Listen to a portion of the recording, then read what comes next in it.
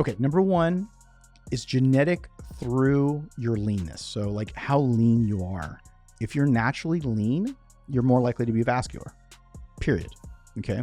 So if you want to become more vascular, get leaner. Okay. Now, if you're naturally lean, you're naturally more vascular. So it works hand in hand. Now, there's some people who have varicose veins.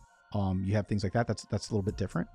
But I think you're talking about overall vascularity through the shoulders, the arms. It's usually tied to the fact of how lean you are. So if you just want to focus on being able to get more vascular, just get leaner. If you are getting leaner, and let's say you go in and you do an in-body, you go, hey, I'm leaner, I've lost 3% body fat, but I'm not vascular, you're flat. So that's when you want to turn around, run a good pre-workout, add in that EVP AQ, because that's what's going to really help expand you. And then do that. And if you still don't get the vascularity, then you're really flat. Go have some sushi, because that between that and the sodium, that should help you. Because at the end of the day, if you are like legitimately leaner, but you're not vascular, it's just because you're flat. And then you just got to make some adjustments on in terms of your macros.